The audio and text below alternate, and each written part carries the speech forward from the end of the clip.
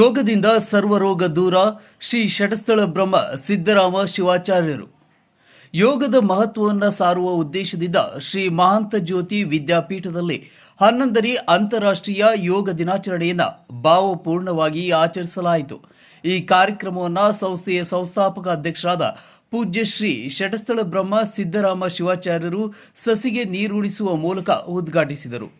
ಅವರು ಯೋಗದ ಮಹತ್ವದ ಕುರಿತು ಮಾತನಾಡಿ, ಯೋಗದೊಂದಿಗೆ ಜೀವನ ನಡೆಸಿದರೆ ಸರ್ವ ರೋಗಗಳನ್ನು ದೂರವಿಡಬಹುದು. ಯೋಗವು ದೇಹ ಮತ್ತು ಮನಸ್ಸಿನ ಶುದ್ಧೀಕರಣಕ್ಕೆ ಮಾರ್ಗವಾಗಿದೆ ಎಂದು ಹೇಳಿದರು. ನಮ್ಮ ದತ್ತಾತ್ರರು ನಿಮಗೆಲ್ಲ ಯೋಗಾಭ್ಯಾಸದ ಬಗ್ಗೆ ಬಹಳ ಒಳ್ಳೆಯ ಸಂದೇಶ ಕೊಡ್ತಾ ಇದ್ದಾರೆ. ಸಮಯ ಸ್ವಲ್ಪ ಕಳೆದು ಹೋಗಿದೆ. ಇದಕ್ಕಿಂತಲೂ ಮುಂಚೆನೆ ಬೆಳಿಗ್ಗೆ ಸೂರ್ಯ ಮೂಡುವನು ರವಿ ಮೂಡುವನು ಕತ್ತಲೆಯನ್ನು ಹೊಡೆದೋಡಿಸುವನು ಅನ್ನುವ ಹಾಗೆಯೇ ಈಗ ಬಿಸಿಲಾಗಿದೆ. ಬಹಳ ನಿಮಗೆ ಆ ಬಿಸಿಲಿನ ತಾಪತ್ರೆ ಆಗುತ್ತಿದೆ. ಅದಕ್ಕೋಸ್ಕರ ನಿಮ್ಮ ಈ ಕಡೆಗೆ ಗಮನ ಇರದೆ, ಲಕ್ಷ್ಯ ಇರದೆ ಈಗ ಯಾವಾಗ ಬಿಟ್ಟಾರೆ ಯಾವಾಗ ಹೋಗೋಣ ಎನ್ನುವ ಒಂದು ಆಶೆ ನಿಮ್ಮಲ್ಲಿ. ಈ ಯೋಗಾಭ್ಯಾಸ ನಮ್ಮ ಭಾರತ ದೇಶ ಅಷ್ಟೇ ಅಲ್ಲ, ನಮ್ಮ ಭಾರತ ದೇಶದ ಯಾವ ಮಾರ್ಗದರ್ಶನದಲ್ಲಿ ಇಡೀ ಜಗತ್ತಿನ ಕಾರ್ಯಕ್ರಮದ ಮುಖ್ಯ ಅತಿಥಿಯಾಗಿ ಹಾಜರಿದ್ದ ಕಲ್ಯಾಣ ಕರ್ನಾಟಕ ನ್ಯೂಸ್ ಚಾನೆಲ್ ಹಾಗೂ ಕಲ್ಯಾಣ ಜ್ಯೋತಿ ದಿನಪತ್ರಿಕೆ ಸಂಪಾದಕರಾದ ಮಲ್ಲಿಕಾರ್ಜುನ್ ಪಗಡೆ ಅವರು ಮಾತನಾಡಿ, ಯೋಗವನ್ನು ಒಂದು ದಿನದ ಆಚರಣೆಗೆ ಮಾತ್ರ ಸೀಮಿತಗೊಳಿಸದೆ ದಿನನಿತ್ಯದ ಜೀವನದ ಅವಿಭಾಜ್ಯ ಅಂಗವನ್ನಾಗಿ ಮಾಡಬೇಕು. ದೇಹವು ಒಂದು ಯಂತ್ರದಂತೆ ನಿರಂತರ ಸೇವೆ ನೀಡಲು ನಿರಂತರ ಯೋಗಾಭ್ಯಾಸ ಅಗತ್ಯ ಎಂದು ಹೇಳಿದರು.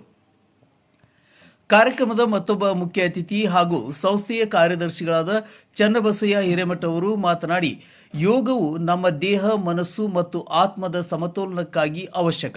ಪ್ರತಿಯೊಬ್ಬರೂ ಇದನ್ನು ತಮ್ಮ ಜೀವನದ ಶಿಸ್ತಿನ ಭಾಗವನ್ನಾಗಿಸಿಕೊಳ್ಳಬೇಕೆಂದು ಕರೆ ನೀಡಿದರು.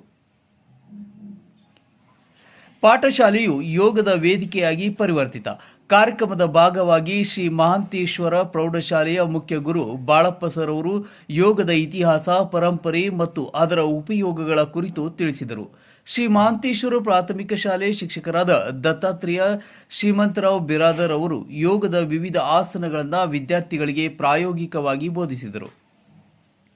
ಜಿಲ್ಲಾ ಮಟ್ಟದ ಪತ್ರಕರ್ತರ ಧ್ವನಿ ಸಂಘದ ಅಧ್ಯಕ್ಷರಾದ ರಾಜಶೇಖರ್ ಎಸ್ ಮಾತೋಳಿ ಅವರು ವಿಶೇಷ ಅತಿಥಿಯಾಗಿ ಭಾಗವಹಿಸಿ ಯೋಗದ ಜಾಗೃತಿ ಅಭಿಯಾನಗಳಲ್ಲಿ ಮಾಧ್ಯಮಗಳ ಪಾತ್ರದ ಕುರಿತು ಮಾತನಾಡಿದರು.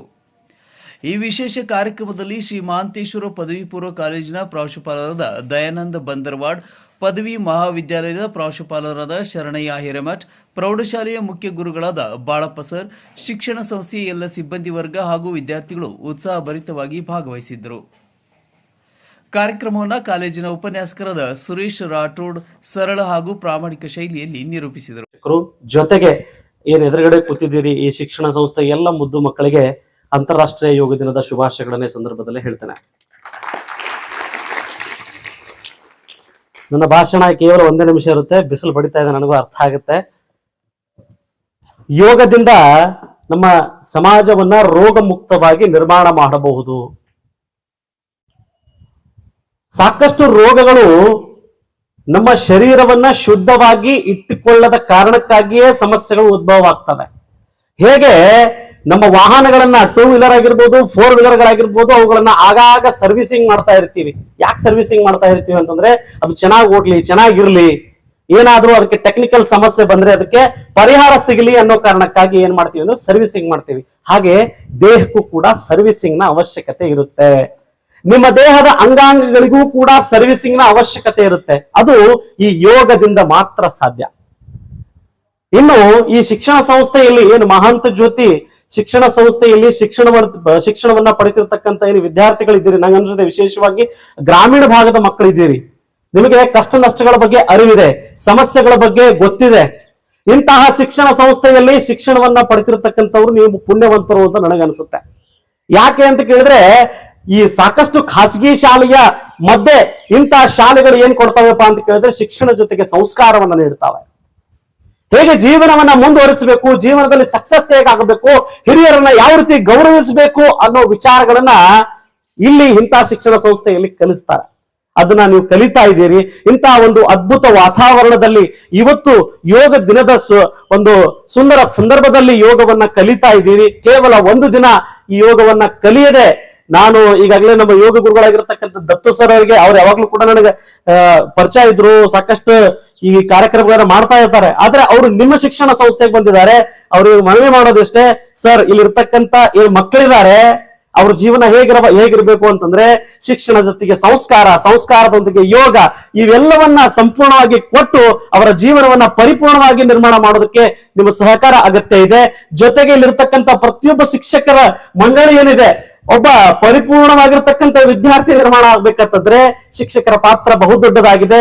ನೀವೆಲ್ಲರೂ ಈ ಶಿಕ್ಷಣ ಸಂಸ್ಥೆಯಲ್ಲಿ ಕೆಲಸ ಮಾಡ್ತಾ ಇದ್ರಿ, ನನಗೆ ತುಂಬಾ ಖುಷಿಯ ವಿಚಾರ. ನಿಮಗೂ ಕೂಡ ಈ ಸಂದರ್ಭದಲ್ಲಿ ಅಭಿನಂದನೆಗಳನ್ನ ಈ ಸಂದರ್ಭದಲ್ಲಿ ಹೇಳ್ತೇನೆ.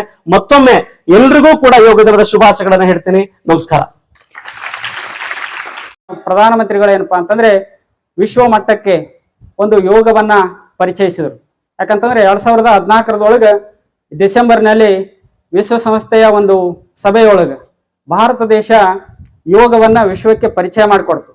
ಇದು ಇಡೀ ಮಾನವ ಜನಾಂಗವನ್ನ ಸ್ವಾಸ್ಥ್ಯ ಮತ್ತು ಆರೋಗ್ಯದ ಜೊತೆ ಮನಸ್ಸನ್ನ ಏಕೀಕರಣಗೊಳಿಸಿದಾಗ ನಮ್ಮ ಆಯುಷ್ಯನ್ನ ವೃದ್ಧಿಗೊಳಿಸಬಹುದು ಅಂತಕ್ಕಂಥದ್ದು ನಮ್ಮ ಪೂರ್ವ ಪ್ರಾಚಾರ್ಯರು ಋಷಿಮುನಿಗಳೇನು ಸಾಧಿಸಿ ತೋರಿಸಿದ್ರು. ಅದರ ವಿವರಣೆಯನ್ನ ವಿಶ್ವ ಮಟ್ಟಕ್ಕೆ ವಿಶ್ವಸಂಸ್ಥೆಯಲ್ಲಿ ಮೊದಲನೇ ಬಾರಿಗೆ ನಮ್ಮ ಭಾರತೀಯ ಪ್ರತಿನಿಧಿಗಳು ತೋರಿಸಿಕೊಟ್ರು. ಹಾಗಾಗಿ ಸುಮಾರು ಪ್ರಪಂಚದ 170 ದೇಶಗಳು ಇದು ಒಳ್ಳೆಯದದ, ಇದರಿಂದ ಮನುಷ್ಯನ ಒಂದು ಆರೋಗ್ಯವನ್ನ ವೃದ್ಧಿಸಬಹುದು, ಜೊತೆಗೆ ಯೋಗ ಅಂದ್ರೆ ಬರೀ ಆಸನ ಮಾಡೋದಲ್ಲ, ಪ್ರಕೃತಿಯ ಜೊತೆಗೆ ನಮ್ಮ ಬದುಕನ್ನ ಬೆರೆಯುವುದು.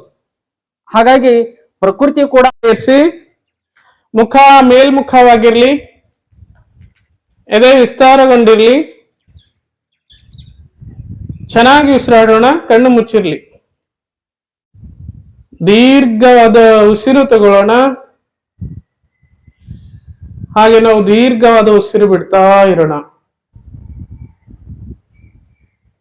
ಮುಖ ಮೇಲ್ಮುಖ ಆಗಿರ್ಲಿ, ಕಣ್ಣು ಮುಚ್ಚಿ.